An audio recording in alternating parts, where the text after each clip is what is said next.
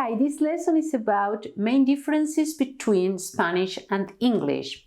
Hola, esta lección es sobre las principales diferencias entre el español y el inglés. Hi, welcome again to Spanish for London. I am Laura, and in this series of GCSE Spanish, How to Get Better Marks, I will teach you today the main differences between Spanish and English. This is part 1 out of 2, so we will continue explaining more differences in the second video. Okay, number 1, pronunciation. Of course, this is not all that you need to know about pronunciation. In our course, we will explain this in depth. But consider the vowels. First, the nouns of the vowels are different.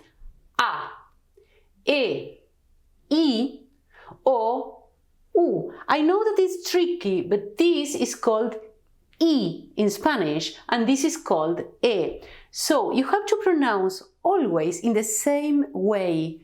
A as in father, E as in pen, I as in ski, O as in corn, U as in moon. So you don't have to produce any additional or different sound.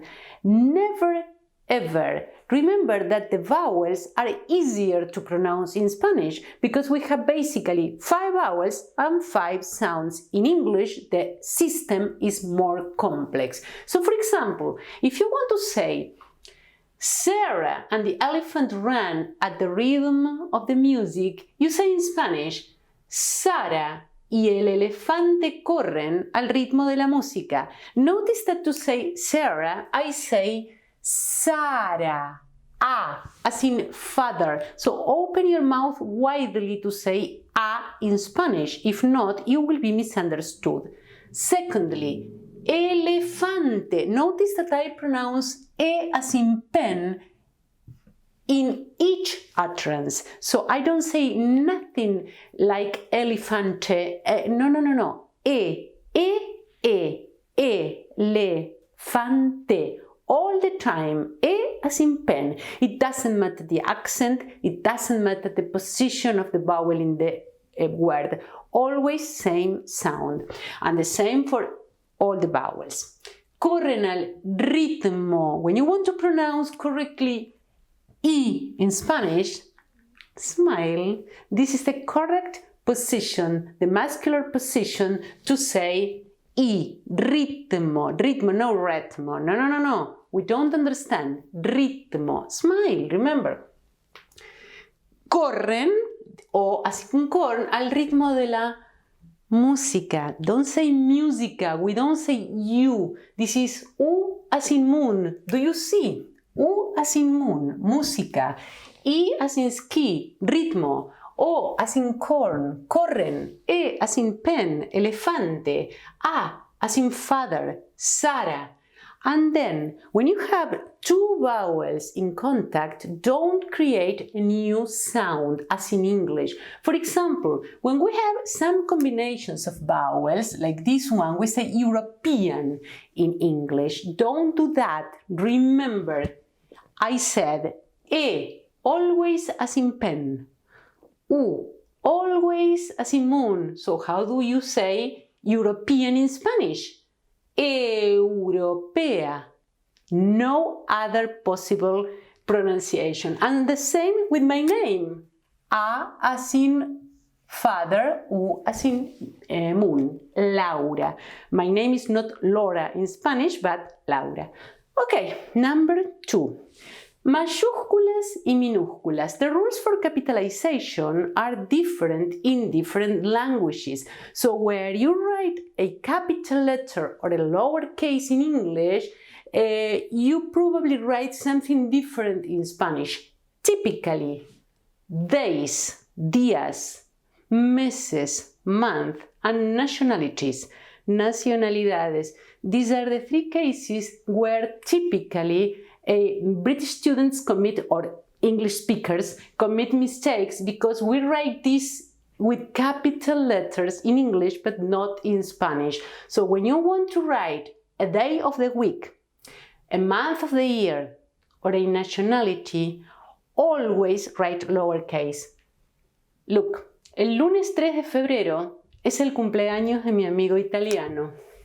El lunes, Monday, 3 de febrero, es el cumpleaños de mi amigo italiano, ¿ok?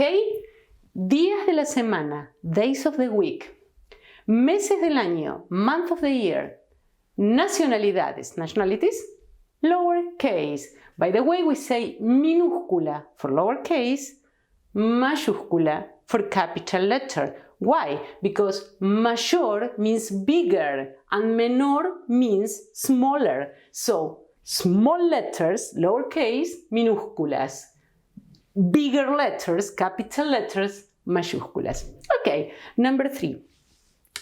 Gender of words. This is a difficult thing to understand because when I say that el hombre, the man, is masculine or la mujer, the woman, is feminine, you don't have any problem with this because you think in biological differences. So masculine and feminine is easy to understand in this context. But when I say that the table or the door or the house is feminine or masculine, there is no reason to assign a gender to a word when you don't have a sex or a biological feature connected with masculine or feminine. So it's difficult to understand.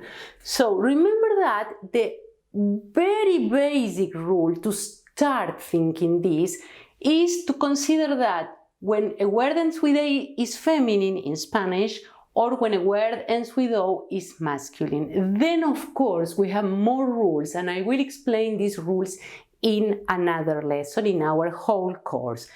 But remember that when you form a phrase, typically with an article, a noun, and an adjective, all the words are connected. So if one of them and the article is the clue, is masculine or feminine or singular or plural, you have to continue.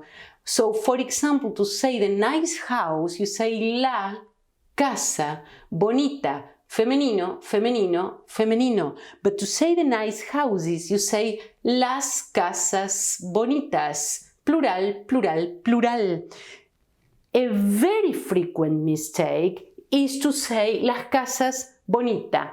No, because if casas is a plural form, you need a plural form here. Same when you say, for example, la casa bonito. No, because if la casa is feminine, you need a feminine here.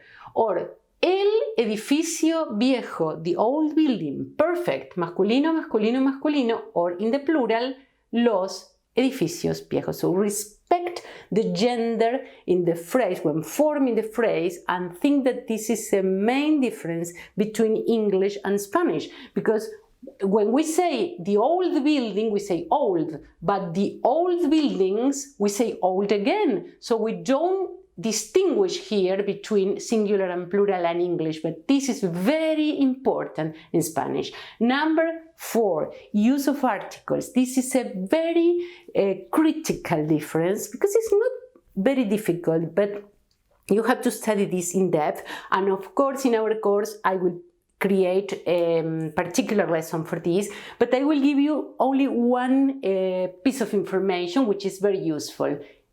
Generally speaking, in English, when we start a sentence with a noun, we don't need to put the article here. So I say, for example, grammar is very helpful. When I want to translate this into Spanish, it's mandatory to put the article. So when you start a sentence with a noun, you have to say, la gramática es muy útil. If you translate this word by word as gramática es muy útil, you are making a mistake, okay? So remember, when starting a phrase with a noun in Spanish, the article is mandatory. Number 5, the use of auxiliary verbs. In English, we need auxiliary verbs. Why? This is because the verbal system in English is very, very simple, so you don't have too many forms. If you compare the verbal system in English and in Spanish, you have a lot of forms in Spanish and some forms in English. For example, if you conjugate the verb to walk in the present tense, in English, I walk, you walk, he walks, We walk, you walk, they walk. Always walk except for he or she, walks. But in Spanish, yo camino, tú caminas, él camina, nosotros caminamos, vosotros camináis, ellos caminan. Every single person is different. That's why we don't need auxiliary verbs as in English, because we solve all the problems changing the endings of the verbs. And this, by the way, is called conjugation. We conjugate the verb. So when we want to say, for example, or to ask, do you study Spanish? In English, I put the auxiliary indicating present tense. Or, did you study Spanish? The auxiliary indicates past tense. Or, will you study Spanish? The auxiliary indicates future tense. How do we do this in Spanish? Changing the ending of the verb. That's why we don't need the auxiliary. So, do you study Spanish? ¿Estudias español? Did you study Spanish? ¿Estudiaste español? Will you study Spanish? ¿Estudiarás español? Okay, we will see more differences in the second part of this video. Remember to subscribe to receive a gift from Spanish for London, which is a video about 10 common mistakes made by students. If this was useful for you, spread the word. And remember that we are in the process of launching a new course about verbal tenses, where you will find everything to succeed with this very, very important aspect of your Spanish. Okay, see you next time. Nos vemos la próxima. Adiós.